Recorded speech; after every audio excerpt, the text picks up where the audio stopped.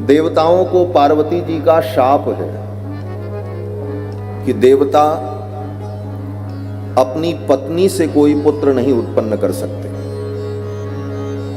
पार्वती जी ने देवताओं को शाप दे दिया था, इसीलिए देवताओं की जो पत्नी है उनसे उनको कोई संतान नहीं होती। तो ब्रह्मा जी ने कहा कि आप लोग, इधर ब्रह्मा जी ने देवताओं से कहा कि आप लोग भी अपने अपने अंश से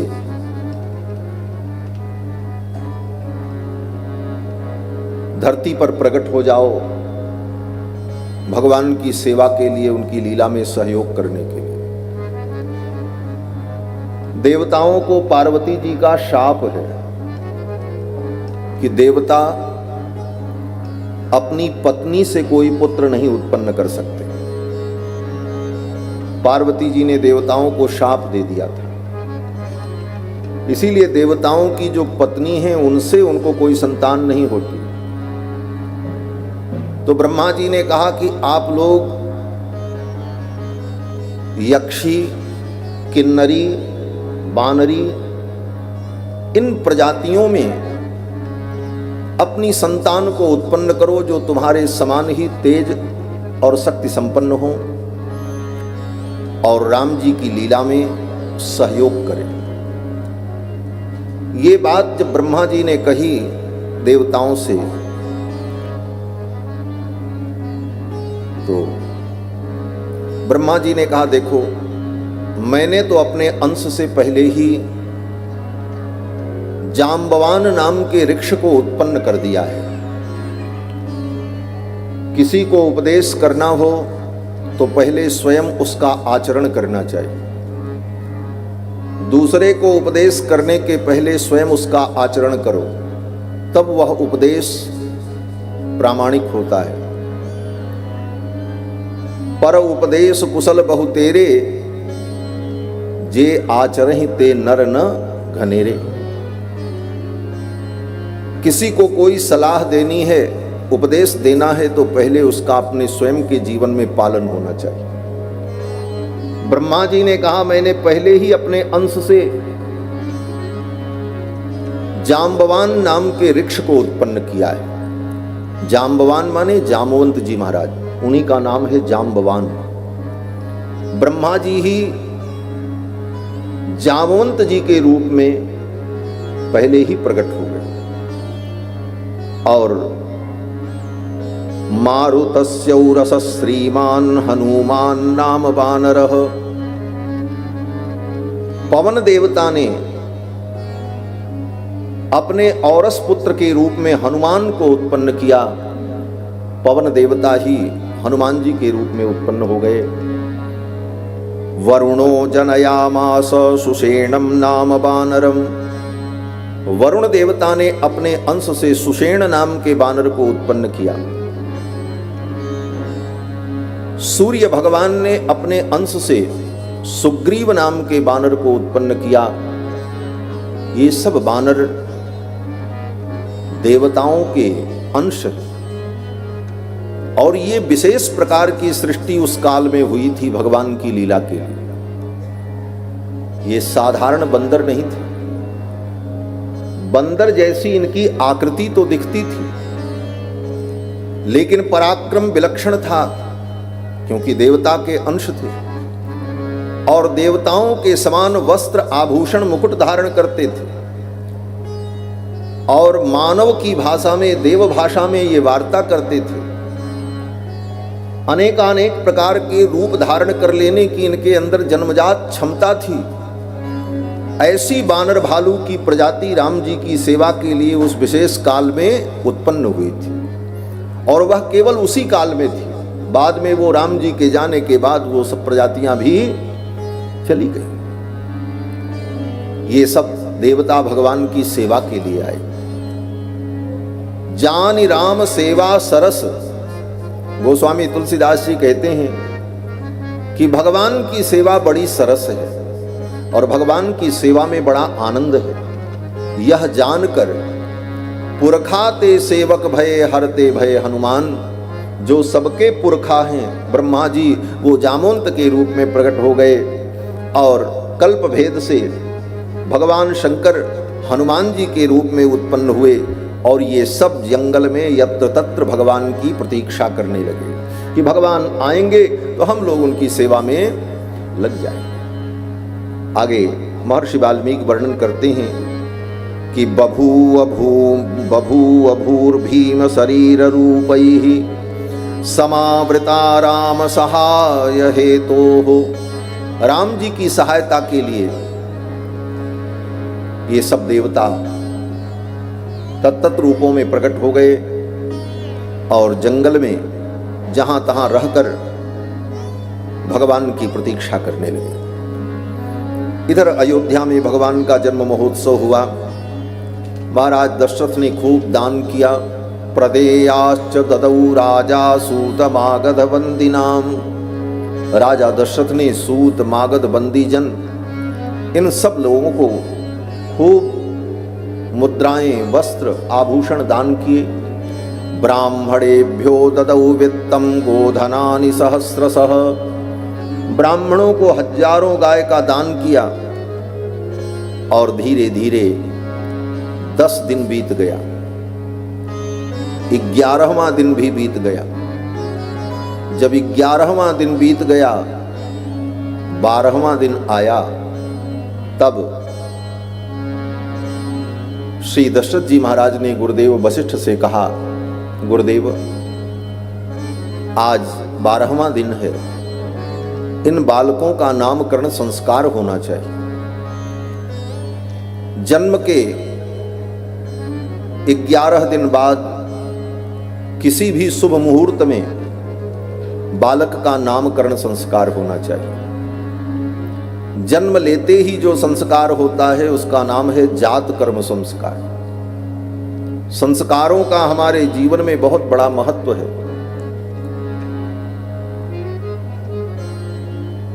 जन्म लेने के पहले गर्भ में ही 3 संस्कार हो जाते हैं और जब बालक पैदा होता है तो 4था संस्कार होता है। अर्थात जन्म के पहले से और मरने के बाद तक मानव के जीवन में संस्कारों का महत्व है। इसीलिए मरने के बाद अंतिम संस्कार होता है। जिंदे में नहीं होता, मरने के बाद ही तो होता अंतिम संस्कार। तो जन्म के पहले से मरने के बाद तक मनुष्य के जीवन में संस्कार का महत्व। संस्कार का मतलब होता है अतिशयाधान। संस्कार करने से उसमें एक विलक्षण योग्यता आती है। संस्कार का एक अर्थ यह होता है, जैसे बर्तन बहुत गंदा हो तो उसमें भोजन कैसे बनेगा? बोले उसे माज करके साफ कर दिया जाए, चमक जाए, तब उसमें भोजन बनने की योग्यता होगी, तब उसमें भोजन बनाया जाए। तो ये बर्तन को जो माजा गया, क्या किया? बोले उसका संस्कार किया। इसी को संस्कार कहते। अतिशयाधान, अतिशयाधान माने उसमें कुछ विशेष विशेषता आ जाए। जैसे छुरी किसी वस्तु को काटने में समर्थ नहीं है तो उस पे धार चढ़ा दी जाए तो वो और पैनी हो गई। अब छुरी का जो कार्य है वो कार्य वो अच्छे से करेगी। तो किसी के अंदर दोष विद्यमान है तो उस दोष को हटाने के लिए संस्कार किया जाता है। उसके अंदर विशेष गुण की प्रतिष्ठापना हो जाए, इसके लिए संस्कार होता है। और आगे उसके द्वारा जो विशेष कार्य होने वाला है उस कार्य को करने की योग्यता प्राप्त हो जाए, इसलिए संस्कार होता है। संस्कारों के ये 3 प्रयोजन हैं, मलापनयन, अतिशयाधान और कार्यांतर योग्यता पादकत्व। इन 3 विषयों के लिए संस्कार किया जाता है। तो मनुष्य जीवन में जब ये जीव आता है तो इसके पहले 84 लाख योनि में जीव घूम करके आता है। कुत्ता भी बना, गधा भी बना, भालू बना, ऊंट बना, भैंस बना, पता नहीं क्या क्या बना।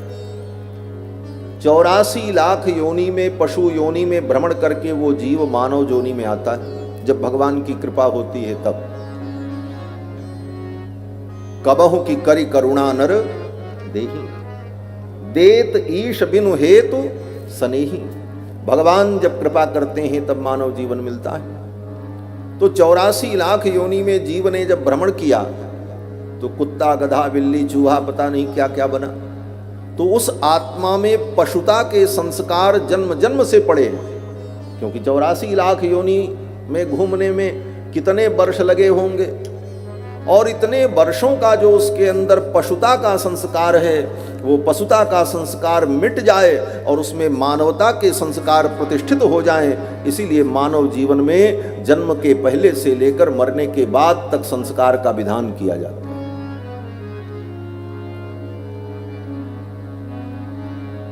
शास्त्रों में 48 प्रकार के संस्कार का विधान है, लेकिन उस 48 प्रकार के संस्कार में 16 संस्कार प्रमुख हैं जो अनिवार्य हैं।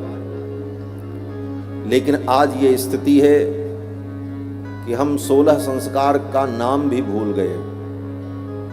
इतने लोग यहाँ बैठे हैं, अगर पूछा जाए कि 16 संस्कार कौन कौन हैं और इसमें तुम्हारे कितने संस्कार हुए हैं, तो कौन कौन बता पाएगा? सोचो, 16 संस्कार का नाम भी नहीं मालूम है, संस्कार तो बहुत दूर की बात। इसीलिए हम संस्कारहीन हो गए। ये दुर्भाग्य है। यद्यपि राम जी के लिए संस्कार की कोई जरूरत नहीं है, वो परब्रह्म परमात्मा है, सर्वगुण संपन्न है। संस्कारों से उनके अंदर किसी विशेष योग्यता का आपादन नहीं होगा, परंतु समाज को उपदेश देने के लिए, अपने चरित्र के द्वारा उपदेश देने के लिए भगवान ऐसी लीला करते हैं। और राम जी के भी सारे संस्कार किए जाते हैं। गर्भाधान संस्कार, पुंसवन, सीमंतोन्नयन, फिर जात कर्म, अब नामकरण आया। नामकरण 5वां संस्कार। 11 दिन बीत गए। 12वें दिन गुरुदेव वशिष्ठ से दशरथ जी ने कहा, गुरुदेव इन कुमारों का नामकरण होना चाहिए। देवताओं का पूजन हुआ। सुंदर मुहूर्त देखकर गुरुदेव वशिष्ठ ने चारों कुमारों का नामकरण किया। वशिष्ठ परम प्रीतो नामानि कुरुते तदा। परम प्रीति से युक्त होकर वशिष्ठ जी महाराज चारों कुमारों का नामकरण करते हैं। सबसे पहले कौशल्या कुमार को गोद में लिया, और ज्यों ही गोद में लिया वशिष्ठ जी ने, भगवान का स्पर्श पाते ही वशिष्ठ जी की आंखें बंद हो गईं और उनको प्रेम की समाधि लग गई। कुछ देर तक तो वशिष्ठ जी महाराज प्रेम की समाधि में डूबे रहे। वशिष्ठ परम प्रीतो नामानि कुरुते तदा। प्रेम की समाधि क्यों लग गई? बोले वशिष्ठ जी को वो सब बातें याद आ गई। कौन सी बात याद आ गई? बोले ब्रह्मा जी ने जो बात कही थी, जब इक्ष्वाकु मनु को ब्रह्मा जी ने अयोध्या का राज्य सौंपा, तो इक्ष्वाकु मनु ने कहा कि महाराज मैं तो अयोध्या में राजा बनकर के रहूंगा, लेकिन अगर कोई पुरोहित नहीं होगा, कोई ब्राह्मण नहीं होगा, तो हमारा धर्म कर्म अनुष्ठान संस्कार नियम कैसे पूर्ण होगा? कौन इन कार्यों का संपादन कराएगा? तो ब्रह्मा जी ने अपने पुत्र वशिष्ठ से कहा, वशिष्ठ तुम इनके पुरोहित बनकर के इनके साथ जाओ, इनके कुल गुरु बनकर, इनके पुरोहित बनकर के जाओ। तो वशिष्ठ जी ने मना कर दिया था। वशिष्ठ जी ने कहा मैं इनका पुरोहित नहीं बनूंगा। बोले क्यों? बोले पुरोहित बनकर पौरोहित्य कर्म करने वाले ब्राह्मण को कभी कभी अपमान सहन करना पड़ता है। यजमान अगर घमंडी हो, अहंकारी हो, उसे धन का गर्व हो, तो वो पंडित और ब्राह्मण को नौकर समझ लेता है। पंडित जी आप समय से नहीं आए और पहले आपको आना चाहिए था। पंडित को भी डांट लगाता। ऐसे यजमानों का पुण्य नष्ट हो जाता है, उनके पुण्य समाप्त हो जाते हैं। लेकिन ब्राह्मण की ये वृत्ति है, ब्राह्मण अगर नहीं करेगा ये कर्म तो कौन करेगा। तो ब्राह्मण को अपनी इस वृत्ति का पालन करने के लिए अपमान सहन करना पड़ता है, और जो स्वाभिमानी ब्राह्मण होगा वो ये अपमान नहीं सह पाएगा, इसलिए वो पौरोहित्य कर्म नहीं कर पाएगा। वशिष्ठ जी ने कहा मैं पौरोहित्य कर्म नहीं करूंगा। पौरोहित्य कर्म अति मंदा, उपरोहित्य कर्म अति मंदा, वेद पुराण सुमित कर निंदा। और दूसरी बात, पौरोहित्य कर्म करने वाले ब्राह्मण को जो दक्षिणा जजमान देता है, देखने में वो दक्षिणा दिखती है, अन्न वस्त्र मुद्रा, लेकिन वस्तुतः वो यजमान का पाप होता है। यजमान तो दान देकर पाप मुक्त हो जाता, उसका पाप गया, क्योंकि दान करने से पाप नष्ट होता है। लेकिन वो जाता कहां है? बोले उन वस्तुओं के रूप में ब्राह्मण के पास चला जाता। फिर ब्राह्मण अपनी तपस्या और साधना और गायत्री की उपासना और वेद पाठ के द्वारा, व्रत अनुष्ठान के द्वारा वह ब्राह्मण उस पाप को भस्म करता है, उसे नष्ट करता है धीरे धीरे। और अगर ब्राह्मण संध्या वंदन वेद पाठ गायत्री का जप न करे, केवल दान ही दान लेता रहे, तो वह ब्राह्मण जजमानों के पाप से बोझिल हो जाता है और उसका ब्राह्मणत्व भी नष्ट हो जाता है। तो ब्राह्मण का धर्म बड़ा कठिन धर्म है हमारा। वशिष्ठ जी ने कहा ये उपरोहित्य कर्म जो है ये बड़ा मंद कर्म है। उपरोहित कर्म अति मंदा, उपरोहित कर्म अति मंदा, वेद पुराण सुमित कर निंदा, वेद पुराण सुमित कर निंदा।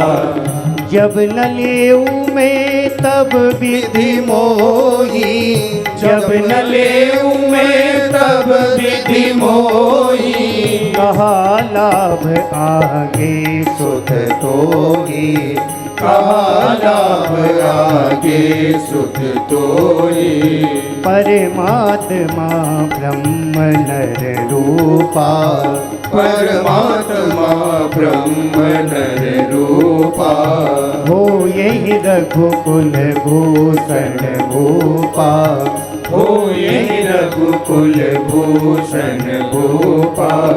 उपरोहित कर्म अति मंदा। वशिष्ठ जी ने कहा मैं इनका पुरोहित बन करके नहीं जाऊंगा। तब ब्रह्मा जी ने कहा देखो मेरी बात मान लो और इनके पुरोहित बन करके जाओ। वशिष्ठ जी ने कहा दान का प्रतिग्रह का अन्न खाने से बुद्धि दूषित हो जाती है, और बुद्धि दूषित होने पर भगवान का भजन और उपासना नहीं होगी, और भगवान का भजन उपासना अगर नहीं हुई तो भगवत प्राप्ति कैसे होगी। तो ब्रह्मा जी ने कहा कि अगर उपरोहित बनने से, पौरोहित्य कर्म करने से तुमको भगवान मिल जाएं तो करने को तैयार हो। वशिष्ठ जी ने कहा महाराज अगर झाड़ू लगाने से भगवान मिल जाए तो हम झाड़ू लगाने को तैयार हैं। पौरोहित्य कर्म क्या है, भगवान के लिए क्या नहीं किया जा सकता। ब्रह्मा जी ने कहा इनके पुरोहित बन करके जाओ और इन्हीं के कुल में आगे चल करके भगवान का अवतार होगा, चार चार रूपों में भगवान प्रकट होंगे और तुम्हें भगवान का दर्शन होगा। और भगवान जब बाल रूप में प्रकट होंगे तो उनका नामकरण संस्कार तुम्हारे द्वारा होगा, उनका यज्ञोपवीत संस्कार तुम्हारे द्वारा होगा, तुम्हारे द्वारा उनका विवाह संस्कार होगा। यज्ञोपवीत संस्कार के बाद तुम्हारे गुरुकुल में पढ़ने जाएंगे भगवान बालक बन करके। वशिष्ठ जी ने कहा भगवान बालक बन करके मेरे गुरुकुल में पढ़ेंगे रहेंगे? बोले हाँ। उनको लिखना नहीं आएगा तो उनकी उंगलियों को पकड़ करके तुम उनको लिखना सिखाओगे। खेलते खेलते वो आएंगे और तुम्हारी गोद में बैठ जाएंगे, कभी कभी तुम्हारी दाढ़ी भी पकड़ करके खींचने लग जाएंगे। बच्चा तो गोद में बैठे तो दाढ़ी भी पकड़ लेता। ब्रह्मा जी ने कहा भगवान बालक बन करके ऐसी लीला करेंगे और ये सौभाग्य तुम्हें प्राप्त होगा।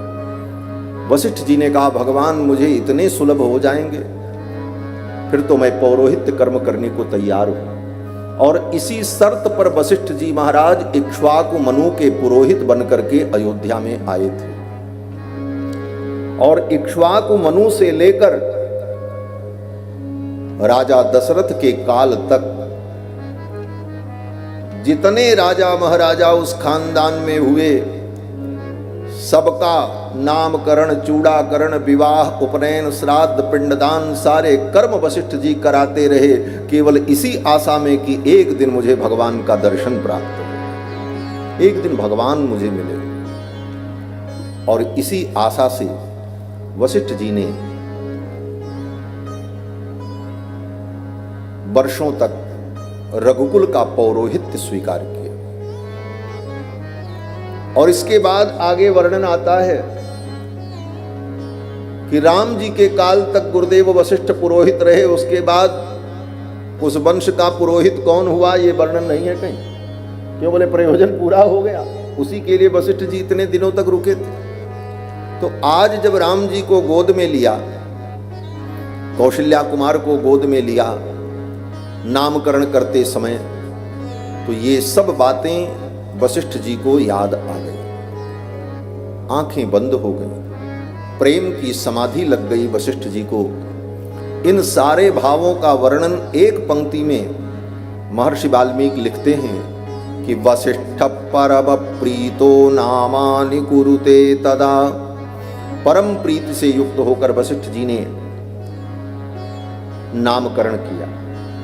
वशिष्ठ जी ने कहा राजन, ये जो आपके ज्येष्ठ पुत्र हैं, आपके ये जो ज्येष्ठ पुत्र हैं कौशल्या कुमार, इनका नाम राम होगा। ज्येष्ठम रामम महात्मानम, आपके जो ये ज्येष्ठ पुत्र हैं इनका नाम राम होगा और ये महान आत्मा है। दशरथ जी ने कहा राम का अर्थ क्या होता है, राम माने क्या? तो वशिष्ठ जी ने कहा जो सबको आनंद प्रदान करेगा उसका नाम राम होगा। राम का मतलब सबको आनंद देने वाला। और यही व्याख्या गोस्वामी तुलसीदास जी महाराज रामायण में लिखते हैं, जो आनंद सिंधु सुख राशि, जो आनंद सिंधु सुख राशि, करते त्रैलोक सुपासी, करते त्रैलोक सुपासी। सो सुख धाम राम अस नामा, सो सुख धाम राम अस नामा। अखिल लोकदायक विश्रामा, अखिल लोकदायक विश्रामा।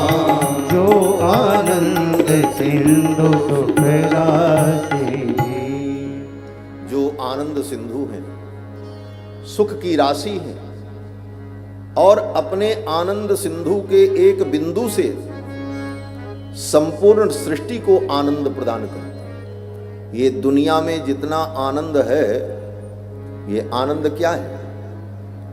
उन सच्चिदानंद भगवान श्री रघुनंदन के आनंद सिंधु का एक बिंदु है। महाराज जी की जय हो सरकार। उस आनंद सिंधु का एक बिंदु है और वो भी कैसा बिंदु? बोले सीकर। सीकर बोले तो एक सींक लेकर पानी में डुबो दो और उस सींक को निकाल लो, तो जितना पानी उस सींक में चिपक जाए और फिर वो नीचे तक आकर बिंदु बनकर के लटक जाए, तो उतने जल को कहा जाता है सीकर बिंदु। गोस्वामी जी कहते हैं जो आनंद सिंधु सुख राशि, जो भगवान आनंद सिंधु सुख की राशि हैं, सी करते त्रैलोक्य सुपासी, उस आनंद सिंधु के एक सीकर एक बिंदु से सारे संसार को आनंद बांटते रहते। ये दुनिया में जितना आनंद है वो एक बिंदु का परिणाम है बस। भगवान ने आनंद सिंधु के एक बिंदु को लेकर के छिड़क दिया और वही आनंद पूरे अनंत अनंत ब्रह्मांड में फैल गया। उसी में जीव पागल है।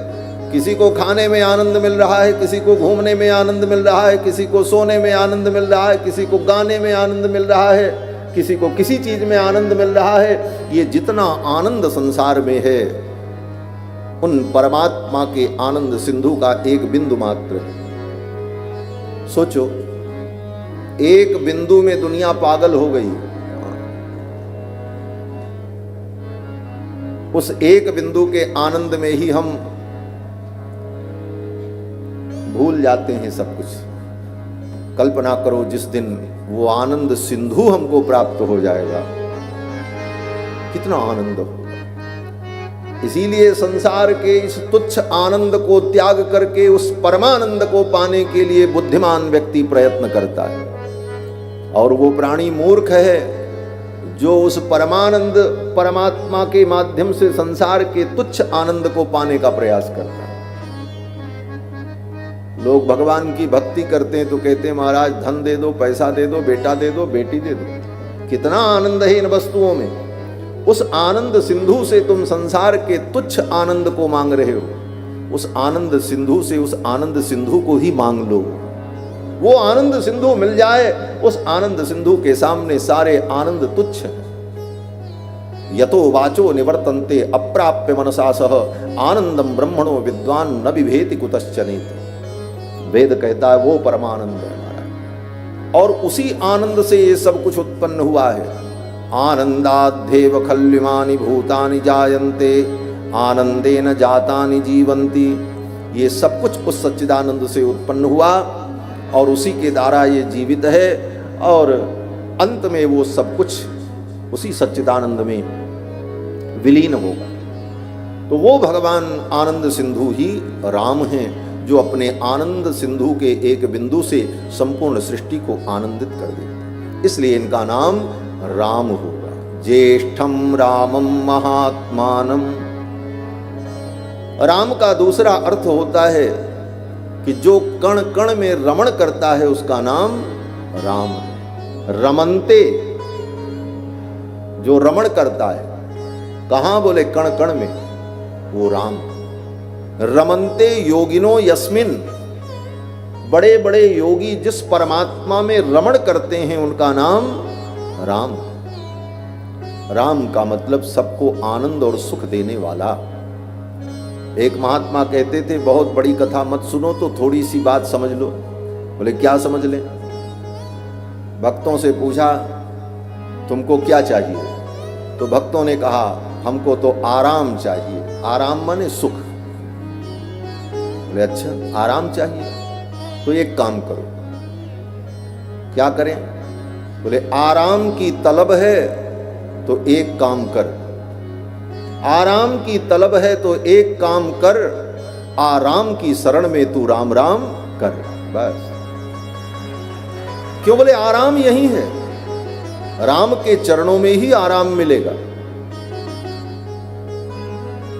सुख तो राम जी के चरणों में ही मिलेगा। और सच्चा सुख, संसार में जो भी सुख मिल रहा है वो सच्चा सुख नहीं है। सच्चा सुख तो राम जी के चरणों में मिलता है। मिलता है सच्चा सुख केवल भगवान तुम्हारे चरणों में। मिलता है सच्चा सुख केवल भगवान तुम्हारे चरणों में। मिलता है सच्चा सुख केवल भगवान तुम्हारे चरणों में। मिलता है सच्चा सुख केवल भगवान तुम्हारे चरणों में। मिलता है सच्चा सुख केवल भगवान तुम्हारे चरणों में। यह बिनती बिनती है पल पल छिनकी रहे ध्यान तुम्हारे चरणों में। यह बिनती है पल छिन छिन की रहे ध्यान तुम्हारे चरणों में। चाहे बेरी तब संसार बने, चाहे पेरी सब संसार बने, चाहे बेरी सब संसार बने, चाहे पेरी सब संसार बने, चाहे जीवन मुझे पर भार बने, चाहे जीवन मुझ पर भार बने, चाहे मौत गले का हार बने, चाहे मौत गले का हार बने, रहे ध्यान तुम्हारे चरणों में। चाहे मौत गले का हार बने, रहे ध्यान तुम्हारे चरणों में। मिलता है सच्चा सुख केवल भगवान तुम्हारे चरणों में। मिलता है सच्चा सुख केवल भगवान तुम्हारे चरणों में। भगवान तुम्हारे चरणों में, भगवान तुम्हारे चरणों में। सच्चा सुख तो भगवान के चरणों में। भगवान सुख निधान है। वशिष्ठ जी ने कहा इनका नाम राम होगा। ज्येष्ठम रामम महात्मानम भरतम कैकई सुतम। वशिष्ठ जी ने कहा राजन, ये जो केकई के पुत्र हैं, केकई कुमार हैं, इनका नाम भरत होगा। राजा दशरथ ने कहा गुरुदेव, भरत का अर्थ क्या होता है? भरत माने क्या? तो वशिष्ठ जी ने कहा कि भरतीति भरतः, जो भर दे उसका नाम भरत। सीधा सीधा भरतीति भरतः, जो भर दे। क्या भर दे? आपकी तिजोरी भर दे कि आपका बैंक भर दे? कहते हैं तिजोरी और बैंक भरने वाले भरत नहीं, जो लोगों के हृदय को राम प्रेम से भर दे उनका नाम भरत है। भरत चरित कर नेम तुलसी जे सादर सुनहि, सी राम पद प्रेम अवश्य होई भवरस बिरत। भरत का मतलब जो सबके हृदय को राम प्रेम से भर दे, क्योंकि राम प्रेम से भरत जी भरे हुए हैं। गोस्वामी जी कहते हैं श्री राम प्रेम पीयूष पूर्ण होत जन्म नज भरत को। अगर भरत जी का इस धरती पर जन्म न होता तो गोस्वामी जी कहते हैं सिया राम प्रेम पीयूष पूर्ण होत जन्म न भरत को। श्री राम प्रेम पीयूष पूर्ण होते जन्म न भरत को। मुनि मन अगम जम नियम समगम विषम व्रत आचरत को। मुनि मन अगम जम नियम समगम विषम व्रत आचरत को। दुखदा है दारिद दम्भ दूषण तुझत मिस अपहरत को। दुखदा है दारिद दम्भ दूषण सुजस मिस अपहरत को। कलिकाल तुलसी से सटन हट राम सन्मुख करत को।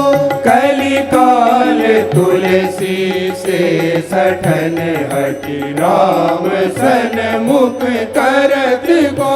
सिय राम प्रेम पीयूष पूर्ण होत जन्म न भरत को। सिय राम प्रेम सिय राम प्रेम सिया राम प्रेम। भरत जी की महिमा यही है। श्री राम प्रेम पीयूष पूरन होत जन्म न भरत को। तो मुनियों का जो नियम है समजम नियम व्रत, इसका आचरण करके कौन इसे प्रमाणित करता। गोस्वामी जी कहते हैं कलिकाल तुलसी से सठनी हठ राम सन्मुख करत को। इस कलयुग में तुलसीदास जैसा अपने आप को गोस्वामी जी कहते हैं मेरे जैसे सठ को राम जी के चरणों तक कौन पहुंचाता अगर भरत न होता। तो भरत का मतलब है जो लोगों के हृदय को राम प्रेम से भर दे। भरतीति भरतः, ये भरत है। वशिष्ठ जी महाराज ने सुमित्रा जी के ज्येष्ठ पुत्र को गोद में लिया और कहा राजन इनका नाम लक्ष्मण होगा। सौमित्रिम लक्ष्मणमिति नामकरण कर रहे हैं वशिष्ठ जी। कहते हैं सौमित्रिम लक्ष्मणमिति, ये सुमित्रा के जो पुत्र हैं इनका नाम लक्ष्मण होगा। दशरथ जी ने पूछा लक्ष्मण का अर्थ क्या है। तो गुरुदेव वशिष्ठ ने कहा लक्ष्मण का अर्थ है जिसके लक्षण बड़े अच्छे हों उसको कहते हैं लक्ष्मण। क्या लक्षण हैं इनके, कितने अच्छे लक्षण हैं और वो लक्षण क्या बता रहे हैं। तो वशिष्ठ जी ने कहा कि लक्षण धाम राम प्रिय, इस बालक के लक्षण बड़े अच्छे हैं और वो लक्षण कहते हैं कि ये अपने ज्येष्ठ भ्राता रघुनंदन राम का परम प्रिय होगा। लक्षण धाम राम प्रिय सकल जगत आधार, गुरु वशिष्ठ तेहि राखा लक्ष्मण नाम उदार। और ये बड़े उदार हैं लक्ष्मण जी, बड़े उदार हैं। इनकी उदारता क्या है। बोले देखो उदार व्यक्ति वही होता है जो स्वयं किसी स्वादिष्ट वस्तु का आस्वादन करे तो उसके मन में यह भावना पैदा हो कि जिस स्वादिष्ट वस्तु का मैं आस्वादन कर रहा हूं ये स्वादिष्ट वस्तु सबको मिल जाए, सब इसे प्राप्त करें, ये उदारता। तो लक्ष्मण जी भगवान के चरणों का जो अनुराग प्राप्त करते हैं तो लक्ष्मण जी को ये भाव होता है कि यह सुख समस्त प्राणियों को मिले, सभी जीवों को राम जी के चरणों का आश्रय मिले जैसे मुझे मिला है। और इस उदारता के कारण ही लक्ष्मण जी महाराज इस कलयुग में भगवान रामानुजाचार्य के रूप में उत्पन्न हुए धरती पर और उन्होंने जीवों को भगवान के चरणों से जोड़ा। भगवान श्री रामानुजाचार्य की ये पवित्र परंपरा लक्ष्मण जी के अवतार हैं भगवान रामानुज। सतयुग में ये शेष रूप में, त्रेता में ये लक्ष्मण है और द्वापर में ये श्री बलराम जी के रूप में और कलयुग में रामानुजाचार्य के रूप में प्रकट हुए और सभी जीवों को शरणागति का मार्ग बताया, सभी जीवों के लिए शरणागति का मार्ग खोला, सभी जीव भगवान की शरण में आए। यही रामानुज की उदारता है। सतयुग में ये शेष हैं, त्रेता में लक्ष्मण हैं, द्वापर में बड़े भैया बन गए, त्रेता में तो छोटे भैया थे लक्ष्मण। लेकिन लक्ष्मण जी को एक बात का दुख था। क्या दुख था? बोले राम जी जब वन वन भटक रहे थे